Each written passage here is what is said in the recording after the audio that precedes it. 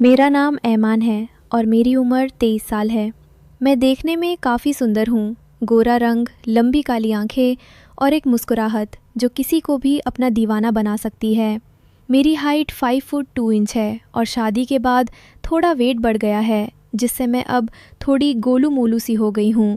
लोग कहते हैं कि ये मुझे और प्यारी बना देता है, लेकिन मुझे लगता था कि शायद इस वजह से ही मेरा पति मुझसे दूर होता जा रहा है। मेरी शादी को अभी सिर्फ 1 साल और 6 महीने हुए हैं। मेरे पति का नाम पंकज है। हम दोनों का घर एक 2 मंजिला मकान है। नीचे वाली मंजिल हमारी है और ऊपर वाली मंजिल मेरे जेठ जी ने किराए पर दे रखी है, क्योंकि वो दिल्ली में जॉब करते हैं और वहीं फैमिली के साथ सेटल हो गए हैं। ऊपर एक किराएदार रहता है, उसका नाम कपिल है। कपिल बहुत ही फ्रेंडली और केयरिंग इंसान लगता था। मेरी उससे रोज़ बात होती थी, छोटी छोटी बातें, मुस्कुराते हुए। पिछले कुछ महीनों से मेरी शादीशुदा ज़िंदगी में बहुत उदासी छा गई थी। पंकज को मेरे अंदर बिल्कुल भी इंटरेस्ट नहीं रहा था। सुबह जल्दी ऑफिस चला जाता, रात को बहुत लेट आता और थक कर सीधा सो जाता। पहले वो घर के काम में हाथ बटाता था, मेरी बातें सुनता था, मेरे इशारे समझ जाता था, लेकिन अब तो वो मेरी तरफ देखता भी नहीं। मुझे बहुत अकेलापन महसूस होता था। रात को बिस्तर पर लेती, उसके साथ लिपटना चाहती, उससे अपनी बातें शेयर करना चाहती, लेकिन वो सिर्फ थका हुआ बोलकर सो जाता। मैंने जिम जाना भी बंद कर दिया था, क्योंकि घर और बच्चे की देखभाल में टाइम नहीं मिलता था। हाँ, हमारी एक प्यारी सी बेटी है, उम्र सिर्फ 10 महीने की। वो दिन भर मुझे बिजी रखती थी, लेकिन रात को जब वो सो जाती तो मेरा दिल फिर से उदास हो जाता। मैं सोचती, क्या मैं अब अट्रैक्टिव नहीं रही? क्या मेरा बदन अब उसको अच्छा नहीं लगता? मिरर के सामने खड़ी होकर अपने आप को देखती और आंसू आ जाते। कपिल से बातें बढ़ने लगी थीं। जब भी वो नीचे आता, बहाने बनाता बात करने के। रिया भाभी, आज चाय पियो ना मेरे साथ,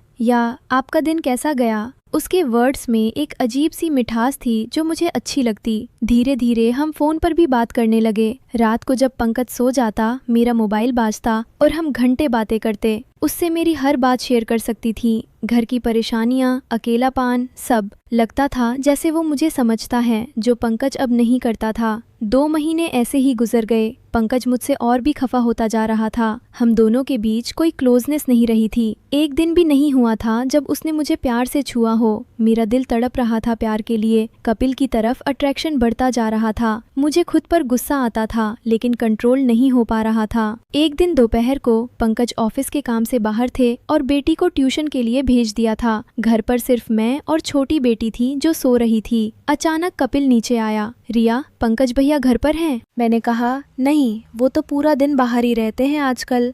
उसने मुस्कुराते हुए कहा, तो फिर मैं दोनों के लिए कॉफ़ी बना देता हूँ। मैंने हाँ कर दी। हम दोनों बैठकर कॉफ़ी पी रहे थे और बातें कर रहे थे। थोड़ी देर बाद उसने धीरे से पूछा, रिया, तुम्हें कभी इच्छा होती है प्यार की, क्लोजनेस की? मेरा मुंह खुला रह गया। मैंने कुछ जवाब नहीं दिया, सिर्फ सर झुका लिया। दिल ज़ोर ज़ोर से धड़क रहा था।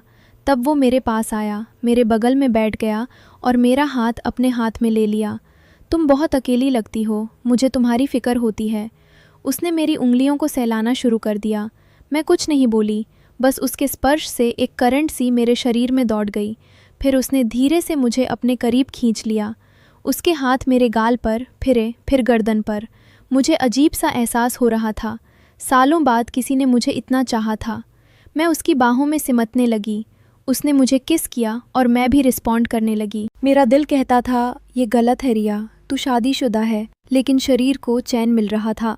तभी अंदर से मेरी बेटी की रोने की आवाज़ आई। मैं झट से उसके पास गई, उसको गोद में उठाया और दूध पिलाने लगी। बेटी को सुलाने में टाइम लग गया। जब मैं वापस आई तो कपिल मेरे कमरे में ही बैठा था। उसने मुस्कुराते हुए कहा, तुम्हारी बेटी बहुत प्यारी है और तुम तो पहले से भी ज़्यादा सुंदर और गोलू मोलू लग रही हो अब।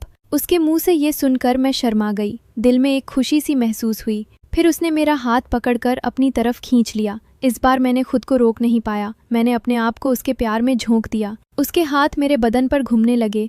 मैं उसके सीने से चिपक गई। पूरा शरीर सुस्सा रहा था, जैसे बिजली के झटके लग रहे थे। मैं 7वीं आसमान पर थी। उस वक्त सिर्फ हम दोनों थे। दुनिया भूल गई थी।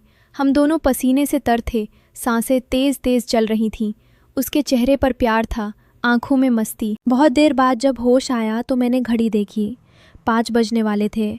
बेटी की ट्यूशन से आने का टाइम हो रहा था। मैंने कपिल से कहा, अब तुम जाओ, कोई देख लेगा। उसने कपड़े सही किए और चला गया। उस दिन के बाद हम दोनों रोज़ मिलने लगे। जब भी पंकज बाहर होता, कपिल आता। ऐसे ही 16 दिन गुजर गए। हर दिन नया एक्साइटमेंट, नया मज़ा। मैं सोचती ये क्या हो रहा है मेरे साथ, लेकिन रुक नहीं पाती। एक दिन पंकज ने बताया कि उसको ऑफिस के काम से 3-4 दिन के लिए बाहर जाना है। मेरे दिल में खुशी और डर दोनों थे। खुशी कपिल के साथ टाइम बिताने की, डर अपने आप पर। लेकिन उसी शाम जब पंकज पैकिंग कर रहा था, उसने अचानक मुझे अपने पास बुलाया। उसने मुझे गले लगाया और बोला, रिया, मुझे माफ़ कर दो। पिछले महीनों से मैं बहुत बिजी था। असल में मैं एक्स्ट्रा शिफ्ट्स कर रहा था ताकि हम अपना नया सपना पूरा कर सकें। तुम्हें सरप्राइज़ देना था, हम दोनों का अपना नया फ्लैट और एक रोमांटिक हनीमून।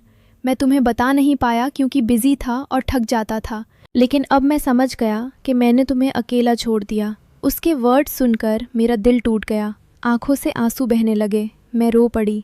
सब कुछ याद आ गया। कपिल के साथ गुजारे वो पल, मेरा धोखा। मैं उसके सीने में मुंह छुपाकर रोया। उस दिन मैंने फैसला कर लिया कि मैं कपिल से कभी नहीं मिलूंगी। मैंने उसको मैसेज किया कि हमारी ये गलती ख़त्म। आज मैं और पंकज फिर से खुश हैं। मैंने उससे सब कुछ नहीं बताया, लेकिन मैंने अपनी गलती सुधार ली।